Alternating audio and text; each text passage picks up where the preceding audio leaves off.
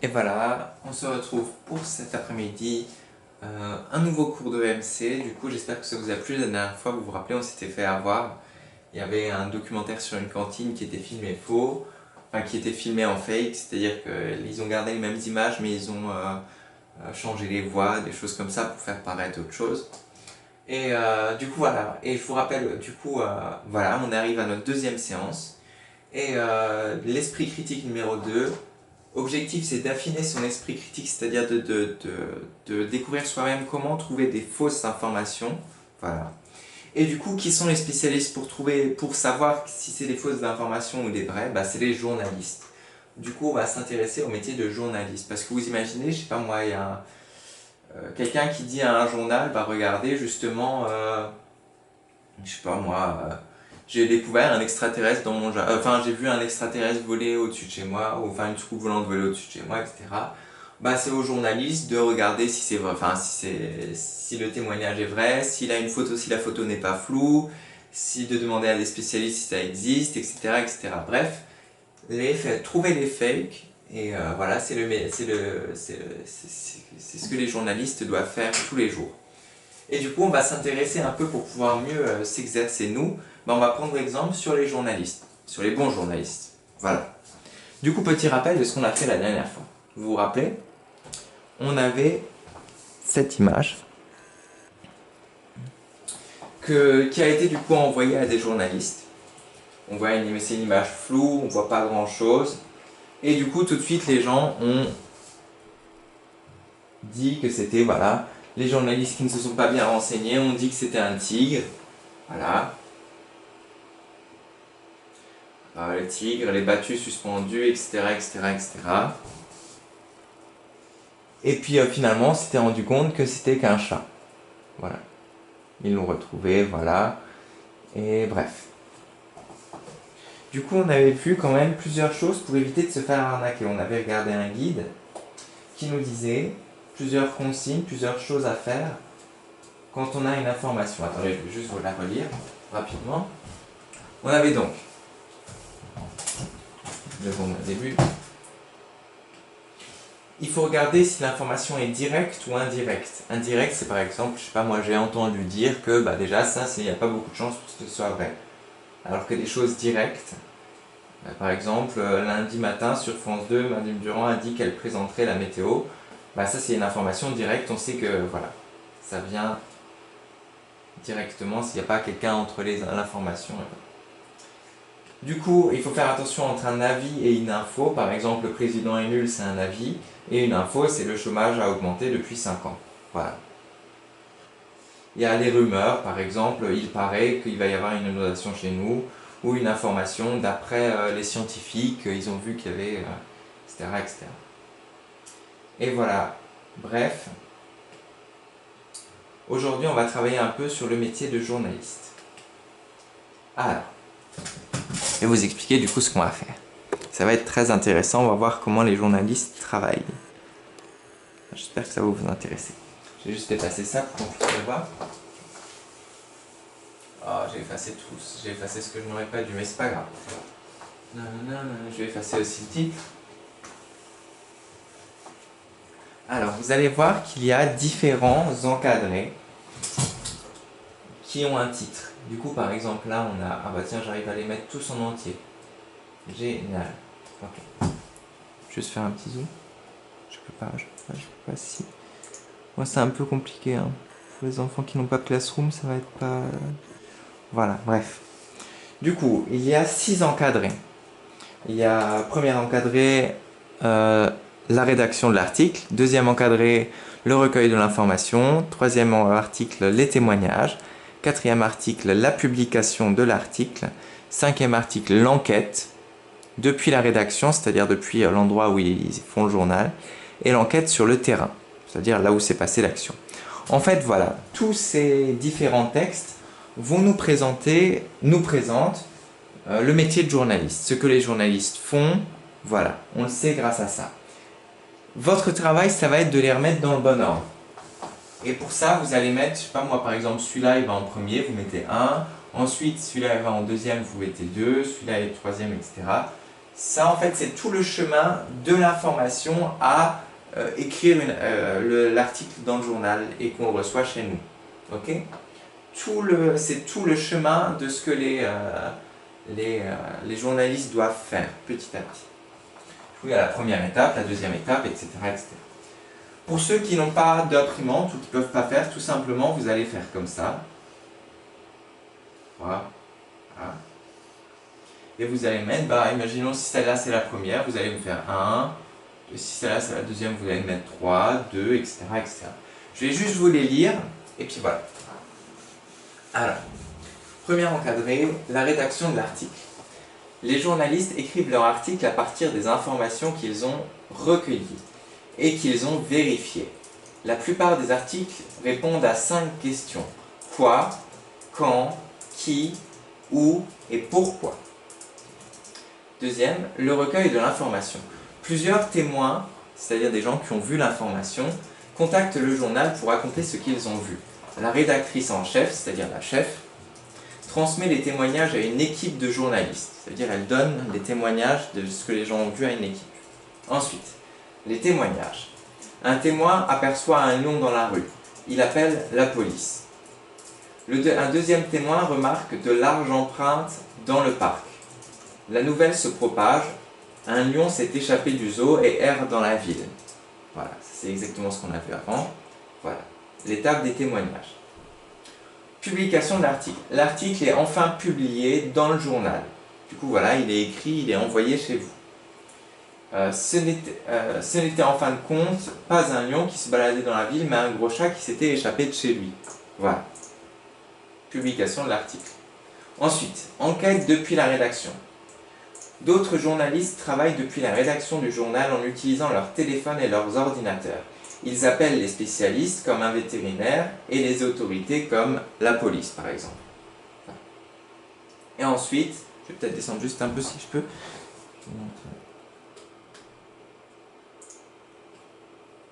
La police afin de vérifier l'information, etc. Bref. Ensuite, l'enquête sur le terrain. Cette fois-ci, ils ont étudié depuis chez eux et ils voient que ça vaut le coup quand même d'aller voir ce qui s'est passé. Du coup, les journalistes partent avec leur voiture sur le terrain chercher les témoins de l'événement. Ils vont chercher, interroger le monsieur qui a dit « Bah tiens, j'ai vu un lion dans la rue, etc. » Et ils vont lui poser des questions, voilà. Ils interrogent les habitants, les pompiers, les passants, etc., etc., etc. Voilà. À vous de mettre tout ça dans l'ordre. Je vous laisse bien, je pense, 5 minutes, le temps que vous puissiez tous les relire. Le mettre, il se passe ça, puis ça, puis ça, puis ça, puis ça. Voilà. Vous êtes bon? C'est parti? Allez-y, je vous laisse 10 secondes. Enfin, 10 secondes, vous mettez la vidéo en pause, vous faites, vous prenez 5 minutes, et voilà. Mais dans 10 secondes, on passe à la correction. A tout de suite. Pour l'instant, je le fais aussi.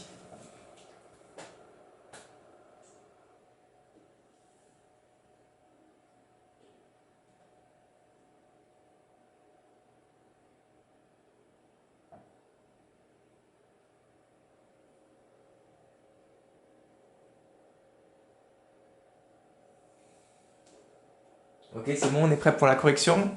Vous avez tous bien travaillé? C'est parti. Alors, première étape, 1, c'est évidemment les témoignages. J'espère que vous avez eu juste. Du coup, c'est les témoignages, c'est les gens qui ont vu. Voilà. Deuxième étape, les gens ont appelé du coup l'agence de presse, c'est-à-dire le journal. Et les journaux ont donné l'information à des équipes de journalistes. Ensuite, troisième chose, c'est l'enquête depuis la rédaction. Parce que pour être sûr de voir que ce n'est pas des bêtises déjà, ils vont déjà faire une première enquête chez eux, dans le bureau des journalistes. Voilà. Et ensuite, quand ils voient que ça vaut vraiment la peine, que ça n'a pas l'air d'être un fake, ils vont sur place pour aller poser des questions aux gens. Et ensuite, en avant-dernier, ils écrivent l'article avec leur ordinateur. Voilà. Et en dernier, 6, ils le publient, c'est-à-dire ils l'impriment et ils vous l'envoient. Voilà, j'espère du coup que vous avez appris déjà un peu plus sur la vie des journalistes. Voilà. Mais on n'en a pas fini avec ça.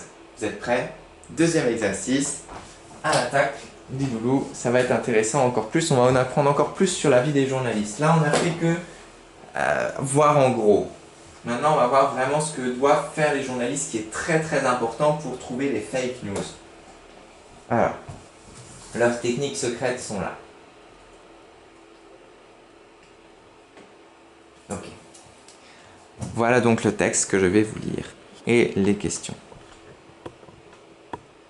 Si j'arrive à descendre la caméra. Hop, hop, hop, hop. Voilà, pas mal. Un petit zoom peut-être encore. Parfait. Alors, on est prêts? Je commence par vous lire le texte. Je vous rappelle juste du coup les questions qu'il faudra trouver. 1. Souligne en rouge les différentes sources d'informations citées dans le premier paragraphe. 2. Pourquoi un journaliste doit-il croiser plusieurs sources? Voilà. Je vais juste vous lire le texte et vous raconter une histoire et ensuite je vais vous laisser tranquille. Ah. Ouais, je vais vous lire ça. Lorsqu'un journaliste écrit un article, il utilise et cite des sources. Ces sources, je vais vous expliquer ce que c'est après. Une source, c'est un témoignage d'une personne, un document écrit, etc. En d'autres mots, c'est un ensemble des faits qui permettent de prouver ce que le journaliste raconte, ce que raconte le journaliste est vrai. Par exemple, je vais faire ça un exemple beaucoup plus simple. Je sais pas, moi, j'avais mis qui? Ah oui. Il y a un jour, à l'école, tiens, le directeur, ça va être notre journaliste. Directeur, monsieur Duvig.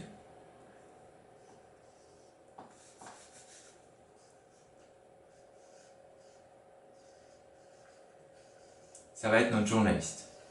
Ok. Monsieur Duvig, il a deux sources qui viennent le voir. Première source, enfin déjà, non. Il y a une information qui est donnée. C'est Kevin n'est pas venu à l'école ce matin. Le maître, enfin moi je mets mon mot, je mets Kevin absent et je lui donne. Il a une information, Kevin n'est pas venu à l'école ce matin.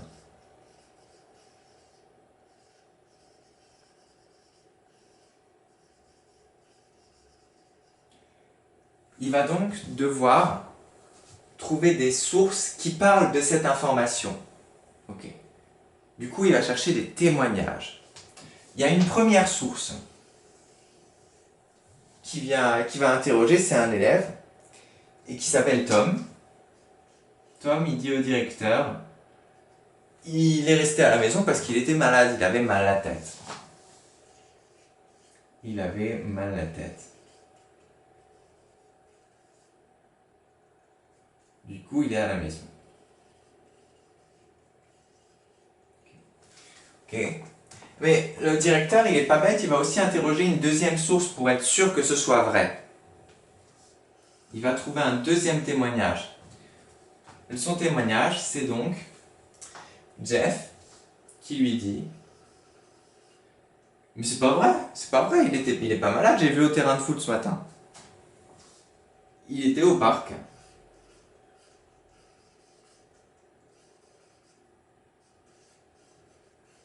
Ok. Et le directeur, du coup, il y a deux sources, deux informations. C'est comme si ça pourrait être deux photos aussi. Il y a une photo truquée avec, une photo où on le voit à la maison, une photo où on le voit au parc. Et on ne sait pas laquelle est vraie. Là, c'est Jeff qui dit qu'il était au parc ce matin. Et là, c'est Tom qui dit qu'il avait mal à la tête. Moi, je le connais, c'était mon ami, il est resté à la maison. Okay. Du coup, monsieur le directeur, il va devoir comparer, croiser ces sources. C'est-à-dire les comparer. Il les regarde ensemble. Est-ce que ça peut aller ensemble, les deux ensemble? Ah non, il ne peut pas être à la fois au parc et être à la maison, être malade. Du coup, il y a un problème. Il a croisé les sources, monsieur Duvig, le directeur, notre journaliste, et ça peut passer, pas possible. Du coup, il va devoir vérifier ses sources pour voir laquelle est vraie. C'est comme là notre image de Lyon, c'est notre source. Il va devoir vérifier si elle est vraie. Du coup là, qu'est-ce qu'il va faire? Il va appeler un spécialiste, une spécialiste qui s'appelle la maman de Kevin.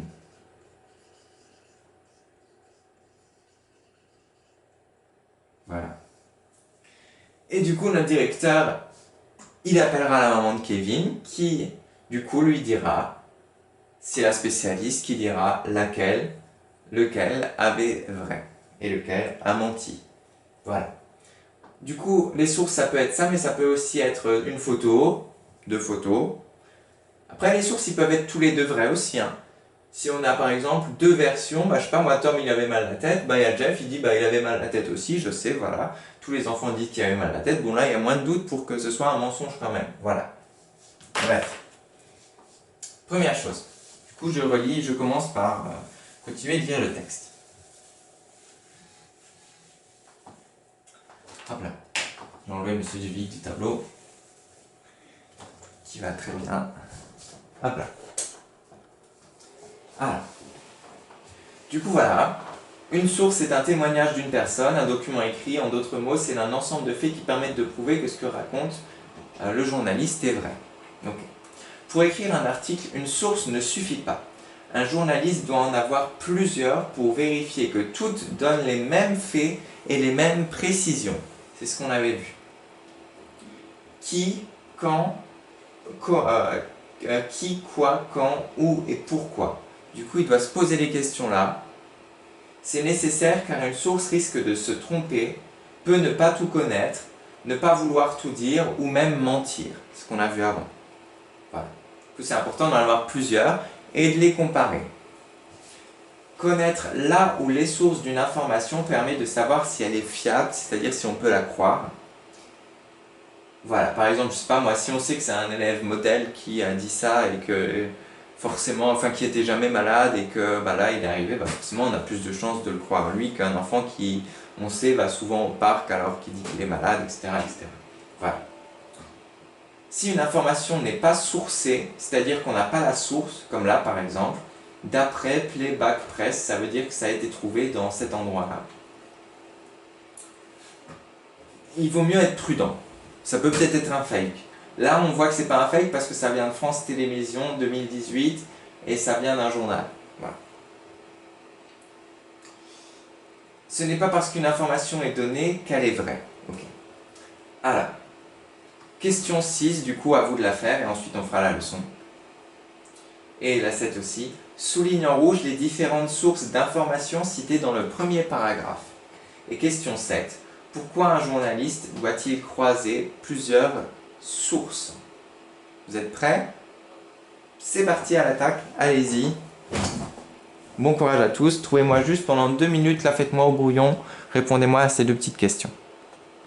Ou pas besoin de souligner, ceux qui n'ont pas le texte, qui n'ont pas d'imprimante, vous me les écrivez juste, hein. Les sources, il n'y en a pas beaucoup.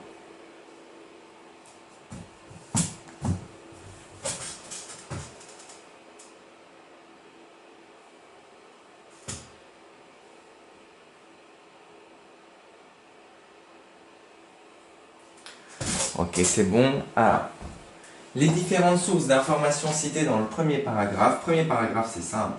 On voit bien, il y a combien de paragraphes? 3. Paragraphe 1. Normalement, paragraphe, ça s'écrit comme ça. 1S, 2S.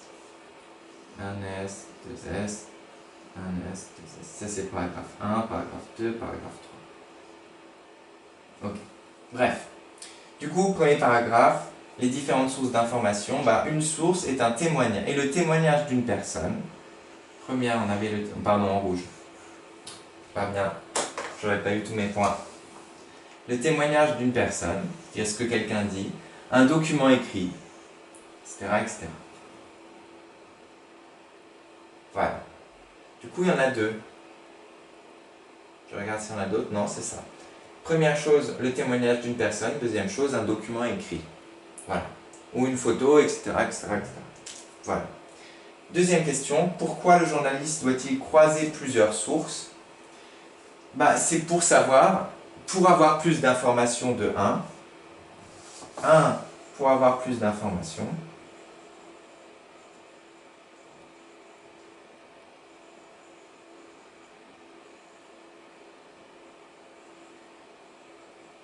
et 2 pour savoir si une des sources ment. Savoir si une des sources est fausse.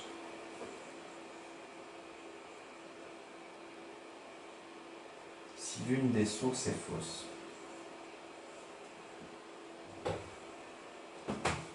Une des sources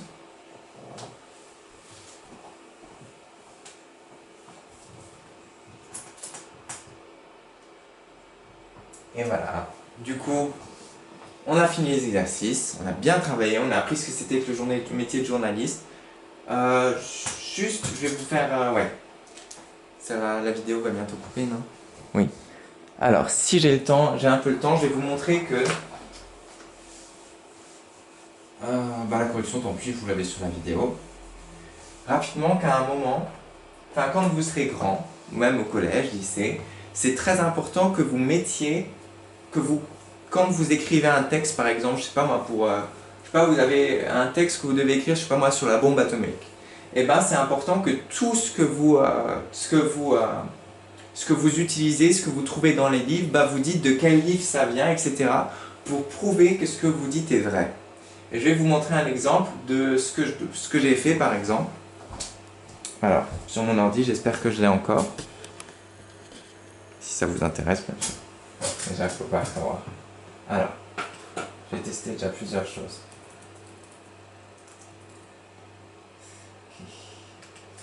Test. Ça marche.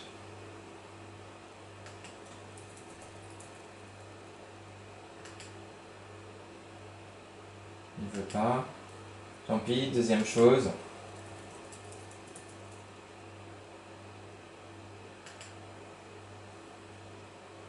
Là, il voudra normalement. Ah, voilà.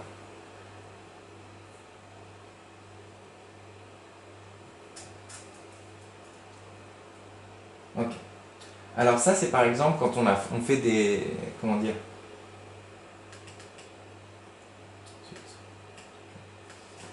Quand on fait, je sais pas, par exemple, quand on va dans des études un peu plus hautes, quand on est au-dessus du lycée, on va à un endroit qui s'appelle la fac. Et ensuite, à la fac, on peut faire, enfin bref, on est dans des études plus élevées et on peut faire des recherches scientifiques. Comme par exemple, moi, j'ai fait avec une amie une recherche sur les jeux de rôle à l'école. Et du coup, pour prouver que quelque chose soit vrai, soit scientifiquement vrai, il faut tout le temps prouver ce qu'on dit. Du coup, par exemple, là, je sais pas si je mets... si j'écris que... non. Je vous montre. Ok. Allez, c'est ça. Ok. Si j'écris là que Monsieur de Vinci n'a pas testé... non, si j'écris que... voilà, qu'un monsieur qui s'appelle Olivier Vietti a créé un prototype de parachute, il faut que je mette la source, là, et du coup là on vérifie, et si on prend